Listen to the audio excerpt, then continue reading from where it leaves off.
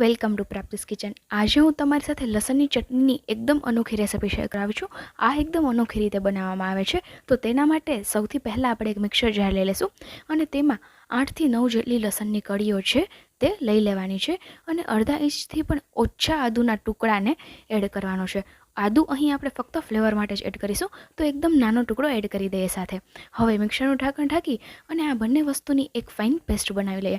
જો આટલી ઓછી ક્વોન્ટિટીમાં તમારા મિક્સર જારમાં પીસાતું ન હોય તો અડધી ચમચી એટલું નમક એડ કરી દો તો ફટાફટ પીસાઈ જશે। આ એક નાનકડી એવી ટીપ હતી।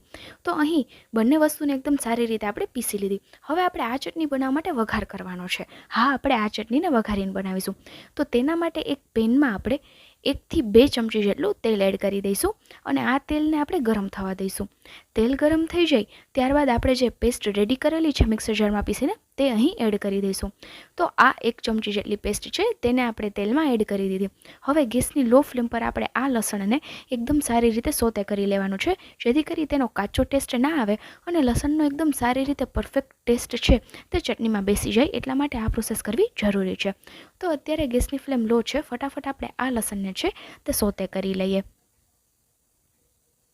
તો અહીં લસણ એકદમ સારી રીતે સોતે થઈ ગયું છે, 1-2 મિનિટ જેવો સમય થયો છે। હવે આપણે ગેસની ફ્લેમ ઓફ કરી દઈએ અને આ લસણની પેસ્ટને એકદમ સારી રીતે ઠંડુ થવા દઈએ। આ લસણ છે તે એકદમ સારી રીતે ઠંડુ થઈ જાય ત્યારબાદ આપણે તેમાં મસાલા એડ કરીશું। તો અડધી ચમચી જેટલો ધાણા જીરા પાવડર છે, ત્યારબાદ અહીં આપણે સ્વાદ અનુસાર નમક એડ કરીશું। તો અડધી ચમચીથી થોડું ઓછું નમક એડ કરવાનું છે। આ લસણની ચટણીમાં નમકની માત્રા થોડી ઓછી પડે છે, એટલા માટે થોડું ઓછું નમક એડ કરવાનું છે। હવે બંને વસ્તુને આપણે હલાવી અને લસણની સાથે મિક્સ કરી લઈએ। આ લસણની ચટણી મેં ગીરમાં ખાધેલી હતી।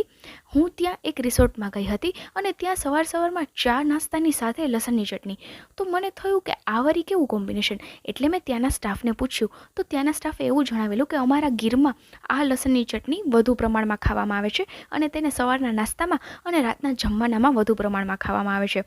તો મેં તેને રેસિપી પણ પૂછી લીધી કે આટલી ટેસ્ટી અને આટલી અનોખી ચટણી કઈ રીતે બનાવી, તો તેને મને આ રીત શીખવી હતી। એ રીત હું આજે શેર કરું છું। આ બંને વસ્તુ મિક્સ થઈ ગયા બાદ આપણે તેમાં મરચાં પાવડર એડ કરવાનો છે। તો મરચાં પાવડરની ક્વોન્ટિટી થોડી વધુ રાખવાની છે, તો મેં અહીં 5 ચમચી જેટલી મરચાં પાવડર એડ કરી દીધો। હવે બધી વસ્તુને આપણે હલાવી અને મિક્સ કરી લઈશું। તો અહીં જોઈ શકો છો કલર પણ ચેન્જ થઈ ગયો છે અને બધી સામગ્રી એકદમ સારી રીતે મિક્સ પણ થઈ ગઈ છે।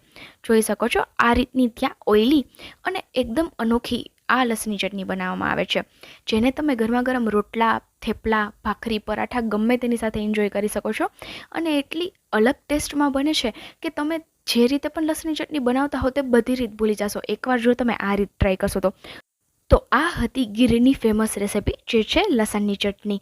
જો તમને આ રેસિપી ઉપયોગી લાગી હોય તો ફ્રેન્ડ્સ એન્ડ ફેમિલીમાં શેર જરૂરથી કરજો અને હા, એકવાર આ રીતે લસણની ચટણી બનાવીને જરૂરથી ટ્રાય કરજો, જે ખૂબ જ ટેસ્ટી બને છે અને ખાવાની ખૂબ જ મજા પડે છે અને તમારા જમવાનાનો સ્વાદ વધારી દે છે। ચેનલ પર આવ્યા છો તો ચેનલને એકવાર વિઝિટ કરી લો, જેમાં તમને આવી ઘણી બધી અવનવી રેસિપીઓ અને સાથે સાથે કિચન હેકના અને ટિપ્સ એન્ડ ટ્રિક્સના વિડીયોઝ મળી રહેશે અને હા, સાથે સાથે તમને સિઝનલ રેસિપીઓ પણ મળી રહેશે, એ પણ એકદમ હેલ્ધી અને ઇન્સ્ટન્ટ રેસિપીઓ। અને જો તમે ફર્સ્ટ ટાઈમ મારી ચેનલને વિઝિટ કરી હો તો એકવાર સબસ્ક્રાઈબ કરી દેજો મારી ચેનલને અને બાજુમાં આપેલા બેલ આઇકનને પ્રેસ કરી દેજો, જેથી કરી જ્યારે પણ હું આવા અવનવા અને હેલ્ધી રેસિપીના વિડીયોઝ પોસ્ટ કરું તો તમારી ફોનની સ્ક્રીન પર એ વિડીયોની નોટિફિકેશન છે તે ફટાફટ તમને મળી રહે। આવા બીજા અવનવા હેલ્ધી અને ઇન્સ્ટન્ટ રેસિપીના વિડીયો સાથે આપણે ફરી મળીશું। Bye bye, thanks for watching.